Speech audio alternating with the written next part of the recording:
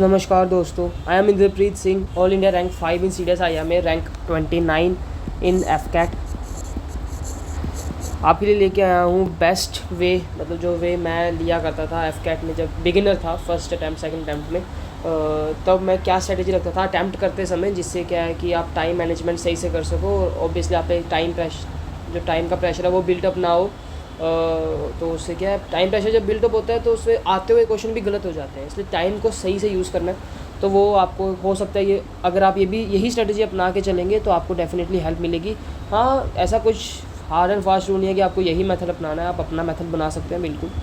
सो ये है one of the best way to attempt हमारा FCAT 2 2024। एग्ज़ाम डेट हमें पता है 9, 10, 11 है हमारी एग्ज़ाम डेट अभी जो आने वाली है 9, 10, 11। तो आपके एडमिट कार्ड आ चुके हैं, आप एडमिट कार्ड की हो सके तो कलर प्रिंट करवाइए एंड 2 ID लेके जाना, ठीक है।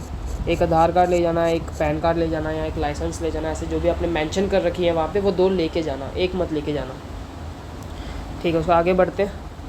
उसके बाद हमारा 2 घंटे का एग्ज़ाम होगा, ठीक है। टोटल मार्क्स है 300 और हमें टारगेट करना है 180 प्लस, बिकॉज 180 एक सेफ़ स्कोर रहता है कि 180 पे हमें रिकमेंड होने के बाद एक प्रेशर नहीं रहेगा कि यार अभी मेरिट भी है तो दिक्कत रहेगी, मेरिट इन होऊंगा नहीं होऊंगा, फिर आगे तैयारी शुरू करनी पड़ेगी, वो सब। तो उस प्रेशर से, उस टेंशन से फ्री रहना है कि मेरिट में दिक्कत आए ना, तो आप 180 को एक लिमिट मान के चलो कि 180 के ऊपर कोई भी हो, टेक बैकग्राउंड से हो, नॉन टेक से हो, बहुत ज़्यादा चांसेस होते हैं कि वो मेरिट इन होगा, ठीक है। आगे चलते हैं। तो ये है एक ब्रेकेज जो रहती है, इससे अप एंड डाउन भी हो सकती है, ठीक है। ये है एक एवरेज कह सकते हो इसे, कि एवरेज वेटेज जो है क्वेश्चंस की इस तरह से रहती है।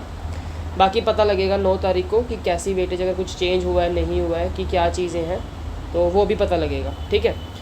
अभी देखते हैं कि इंग्लिश में हमारे 30 क्वेश्चन हैं सबसे। जैसे आप पेपर आपका स्टार्ट होगा उससे पहले इंग्लिश आनी चाहिए, प्रीवियस हिसाब से बोल रहे हैं, आने वाले समय में चेंज भी हो सकता है। इंग्लिश 30 क्वेश्चन, उसके बाद हमारी GS होती है 25 क्वेश्चंस, एंड देन मैथ्स होता है 20 क्वेश्चंस, एंड देन रीजनिंग होती है 25 क्वेश्चंस, ठीक है। इस तरह से आपको चलना है, ठीक है। आगे बढ़ते हैं। पहले 1 घंटे में जैसे आपका टाइम शुरू हुआ तो ऐसे शुरू होगा 120 मिनट, 119 मिनट, ऐसे मिनट कम होते चले जाएंगे, ठीक है। तो जैसे आपने टाइम शुरू हुआ तो कोशिश करो कि इंग्लिश को और GS को निपटा दो, ठीक है। इंग्लिश में मैं क्या करता था, मैं 100% क्वेश्चन किया करता था, कि सारे क्वेश्चन अटैम्प्ट किया करता था इंग्लिश के, और GS में एक्यूरेसी के साथ जो आते हैं, और 50-50 मेथड भी लगाया करता था कि जिस क्वेश्चन में डाउट है, दो ऑप्शन एलिमिनेट हो रहे हैं, उन 2 ऑप्शंस को तो ज़रूर, उन क्वेश्चन को ज़रूर अटैम्प्ट करता था जहाँ पे 2 ऑप्शन एलिमिनेट हो गए, उन क्वेश्चन को ज़रूर करता था अटैम्प्ट, बाकी एक्यूरेसी के साथ जितने हो रहे हैं, ठीक है। इंग्लिश में सारे करता था, ठीक है। तो ये आपने निपटा दिया। फिर आप मैथ को भी स्किप करो, मैथ्स को भी रहने दो, स्किप करो उसे। फिर रीजनिंग ख़त्म कर दो, ठीक है। रीजनिंग को भी निपटा दो पहले 1 घंटे में। तो पहले 1 घंटे में आपने इंग्लिश, GS एंड रीजनिंग को निपटा दिया। हार्डली इंग्लिश और GS को मिला के, हार्डली बोल रहा हूँ, 20 मिनट्स लगेंगे, 20-25 लग सकते हैं, इससे ज़्यादा नहीं लगेंगे। बाकी का टाइम आप रीजनिंग को दो। रीजनिंग में जो भी कैलकुलेटिव क्वेश्चन है या एनालॉजी के हैं या सीरीज़ के हैं, उन सबको निपटाओ, पैटर्न को पकड़ो, कोशिश करो 50 मिनट्स 55 मिनट्स तक हो जाने चाहिए। लास्ट आपका 1 आवर मतलब 60 मिनट तक हो जाने चाहिए। आपके पास 60 मिनट रिमेनिंग रहने चाहिए मैथ्स के लिए।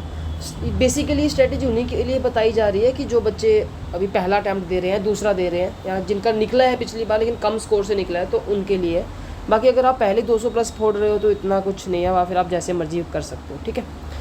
फिर सेकंड फाइनल आवर में हम करेंगे हमारा मैथ्स को किस तरह से करते हैं। मैथ्स को देखो, सबसे पहले मान लो फर्स्ट क्वेश्चन है, आपने रीड किया और आपके माइंड ने बोला कि ये नहीं आता है, छोड़ दो।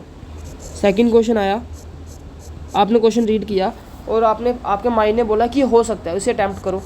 सोल्व हुआ, ठीक है, नहीं हुआ आगे बढ़ जाएंगे। सोल्व हुआ, मार्क कर दिया, नहीं हुआ आगे बढ़ के। थर्ड क्वेश्चन फिर रीड किया, माइंड ने बोला हो जाएगा, कर दिया। अगर एक बार क्वेश्चन रीड करने पे माइंड कह रहा है कि अभी नहीं हो पाएगा ये, तो रुक जाओ उस क्वेश्चन को, ईगो पे मत लो कि मैं करके आगे बढ़ूँगा, बाद में कर लेंगे, ठीक है। ऐसा कुछ सीन नहीं है, उसे बाद में किया जाएगा। बेसिकली बहुत बार मैंने ये चीज़ ऑब्जर्व करी है कि जब हम क्वेश्चन को, मान लो 4th क्वेश्चन है या आपने पढ़ा, आपको लगा कि हो जाएगा, लेकिन आपने ट्राई करा सोल्व करने का, लेकिन हुआ नहीं, फिर 5th किया, फिर 6th किया, जब आप सारे कर लोगे दोबारा से 4th पे आओगे तो ये क्वेश्चन सोल्व हो जाता है। तो इसलिए क्वेश्चन को ईगो में मत लेना बेसिकली। तो उससे क्या है, ईगो पे ले जाओगे तो टाइम बहुत वेस्ट हो जाएगा, इसलिए आपको उसे प्रॉपरली वो लेना पड़ेगा, चैनल से चलना, उस टाइम के लिए स्किप करना एंड देन दोबारा वापस आके उस क्वेश्चन को अटैम्प्ट कर देना, ठीक है। तो फाइनल आवर में हम करेंगे मैथ्स में भी आप मैक्सिमम क्वेश्चन करने की कोशिश करो। अगेन रिपीट कर रहा हूँ, क्वेश्चन को ईगो में मत लेना, आगे बढ़ जाना, फिर वापस आना, क्वेश्चन सॉल्व होगा। उन क्वेश्चंस को, एक क्वेश्चन को जब आप मल्टीपल टाइम रीड करते हो तो उसी के अंदर उसकी लैंग्वेज हमें समझ आने लगती है कि लैंग्वेज क्या कह रही है, फिर क्वेश्चन सोल्व होने लगते हैं जब उसे हम मल्टीपल टाइम रीड करते हैं, ठीक है। तो इस तरह से हमारा मैथ भी हो जाएगा। फिर मेरे अकॉर्डिंग मैथ में गैस बिल्कुल मत करना, जो गैस करने हैं वो आपको इंग्लिश में एंड रीजनिंग में करने हैं। जीएस एंड मैथ्स में गैस करने की ज़रूरत नहीं है, उसमें जितना आप पढ़े हो उतना ही करो, ठीक है। अभी लास्ट में देखते हैं कुछ इंपॉर्टेंट चीज़ें, जो अगर आप ये इंपॉर्टेंट चीज़ें कर लोगे तो आपको हेल्प मिलेगी। एक तो सबसे पहले आप अकबर एरा को पढ़ लो, ठीक है। अकबर एरा जितना भी है, मतलब अकबर के कोर्ट में कौन कौन था, उनका नाम क्या था, मिनिस्ट्रीज़ क्या थी, अकबर की बुक्स वगैरह किसने लिखी है, क्या नाम है उनके, ठीक है। ये सब चीज़ें पढ़ लो, अकबर पढ़ लो। अगर टाइम बच रहा है अकबर के बाद अशोका भी पढ़ लेना, ठीक है, अशोका भी देख लेना।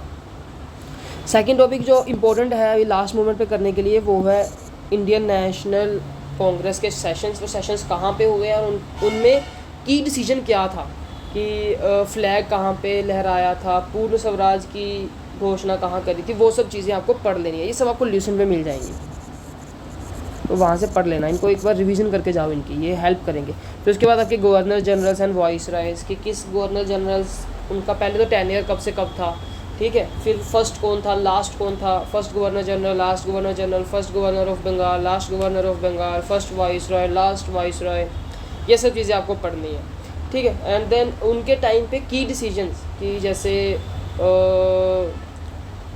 ज़मींदारी सिस्टम अबॉलिश किसने किया था, सती प्रथा में किसका हाथ था, वो सब चीज़ें आपको पढ़नी है, याद रखनी है, तो ये भी आप लास्ट मोमेंट में करिए। फिर फोर्थ है पॉलिटी का स्टैटिक, मतलब हमारे आर्टिकल्स, हमारे इंपॉर्टेंट शेड्यूल्स, पार्ट्स, ये सब पढ़ लीजिए। फिर जो हमारे गवर्नर है, प्रेसिडेंट है, वाइस प्रेसिडेंट है या पीएम है, इन सब की वो पढ़ो, एलिजिबिलिटी, एज एलिजिबिलिटी या और सब चीज़ें जो उनकी ड्यूटीज़ वगैरह हैं फंडामेंटल, लोकसभा की कॉम्पोजिशन, राज्यसभा की composition, legislative assembly, legislative council, इन सब का बेसिक पढ़ते रहो, ठीक है। लास्ट में एक टिप लेके आए हैं मैथमेटिक्स के लिए, जिसमें है मेंसुरेशन का 2D एंड 3D। देखो एडवांस मैथ ज़्यादा आता नहीं है एफकेट में, सो जो 2 चैप्टर हैं, एक तो मेंसुरेशन एडवांस मैथ का, एक प्रोबेबिलिटी है, तो आप इन 2 चैप्टर का बेसिक ज़रूर पढ़ के जाओ, एटलीस्ट फॉर्मूलाज ज़रूर करके जाओ, क्योंकि कई बार क्वेश्चन ईजी आता है, हम सिर्फ फॉर्मूला पुट करेंगे और आंसर निकल आता है, तो इसलिए इनको बिल्कुल मत छोड़ना। ऐसा ना हो कि आपने ये बिल्कुल छोड़ दिया, सिर्फ अर्थमेटिक करके जा रहे हो, बिकॉज 2-3 क्वेश्चन से भी बहुत फ़र्क पड़ता है, क्योंकि ये क्वेश्चन 3 मार्क का है। सो ऑब्वियसली आप मेंसुरेशन के फॉर्मूलाज एंड प्रोबेबिलिटी के बेसिक फॉर्मूलाज टाइप पढ़ जाओ। अभी प्रोबेबिलिटी में बायस थ्योरम करने मत बैठना, जो नॉर्मल है, favourable outcomes upon total number of outcome, ऐसे बेसिक थोड़ा ब्रशअप करके जाओ, ठीक है। तो ये सब चीज़ें हैं जो आपको ध्यान में रखनी है। उसके बाद मैं एक मॉक टेस्ट मैथ का एक और लेके आऊँगा। आप अगर आज ये वीडियो देख रहे हो तो कल तक मॉक टेस्ट एक मैथ का मॉक टेस्ट डाल चुका हूँ, एक और डालूंगा, उससे आपको हेल्प मिलेगी अप्रोच में, किस तरह से आप फास्टर वे में क्वेश्चन सोल्व कर सकते हो। तो आप उन चीज़ों को ध्यान में रखना, उसको ज़रूर देखना उस वीडियो को, और आप टेलीग्राम चैनल को ज़रूर ज्वाइन कर लीजिए, वहाँ पे भी आपको अपडेट वगैरह मिलते रहते हैं। तो टेलीग्राम चैनल से जुड़िए, बनिए, उनके साथ ज्वाइन करिए। Just great content is on the way.